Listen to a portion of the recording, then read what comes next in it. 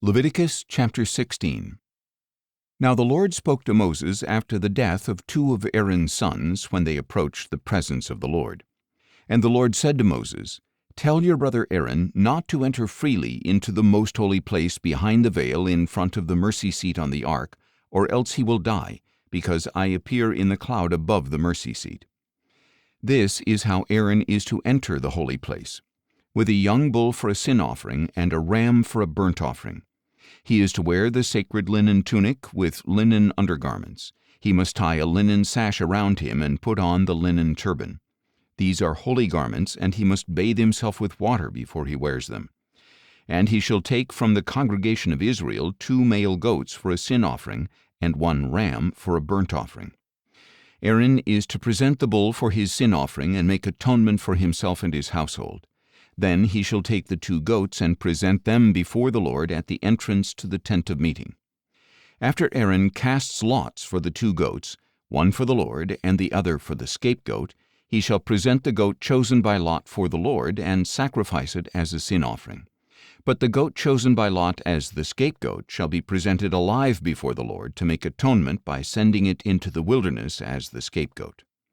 When Aaron presents the bull for his sin offering and makes atonement for himself and his household, he is to slaughter the bull for his own sin offering. Then he must take a censer full of burning coals from the altar before the Lord and 2 handfuls of finely ground fragrant incense, and take them inside the veil. He is to put the incense on the fire before the Lord, and the cloud of incense will cover the mercy seat above the testimony, so that he will not die. And he is to take some of the bull's blood and sprinkle it with his finger on the east side of the mercy seat.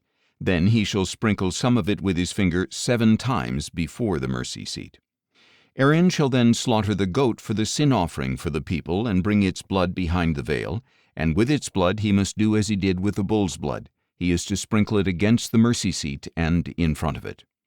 So he shall make atonement for the most holy place because of the impurities and rebellious acts of the Israelites in regard to all their sins. He is to do the same for the tent of meeting which abides among them, because it is surrounded by their impurities.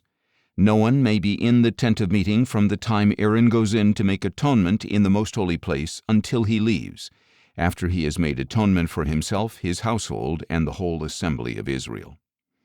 Then he shall go out to the altar that is before the Lord and make atonement for it. He is to take some of the bull's blood and some of the goat's blood and put it on all the horns of the altar. He is to sprinkle some of the blood on it with his finger 7 times to cleanse it and consecrate it from the uncleanness of the Israelites. When Aaron has finished purifying the most holy place, the tent of meeting, and the altar, he is to bring forward the live goat. Then he is to lay both hands on the head of the live goat and confess over it all the iniquities and rebellious acts of the Israelites in regard to all their sins.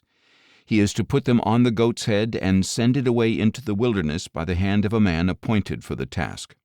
The goat will carry on itself all their iniquities into a solitary place, and the man will release it into the wilderness. Then Aaron is to enter the tent of meeting, take off the linen garments he put on before entering the most holy place, and leave them there. He is to bathe himself with water in a holy place and put on his own clothes. Then he must go out and sacrifice his burnt offering and the people's burnt offering to make atonement for himself and for the people. He is also to burn the fat of the sin offering on the altar. The man who released the goat as the scapegoat must wash his clothes and bathe himself with water. Afterward he may re-enter the camp. The bull for the sin offering and the goat for the sin offering, whose blood was brought into the most holy place to make atonement, must be taken outside the camp, and their hides, flesh, and dung must be burned up. The one who burns them must wash his clothes and bathe himself with water, and afterward he may re-enter the camp. This is to be a permanent statute for you. On the 10th day of the 7th month you shall humble yourselves and not do any work, whether the native or the foreigner who resides among you, because on this day atonement will be made for you to cleanse you, and you will be clean from all your sins before the Lord. It is a Sabbath of complete rest for you, that you may humble yourselves. It is a permanent statute. The priest who is anointed and ordained to succeed his father as high priest shall make atonement. He will put on the sacred linen garments and make atonement for the most holy place, the tent of meeting, and the altar, and for the priests and all the people of the assembly. This is to be a permanent statute for you, to make atonement once a year for the Israelites because of all their sins. And all this was done as the Lord had commanded Moses.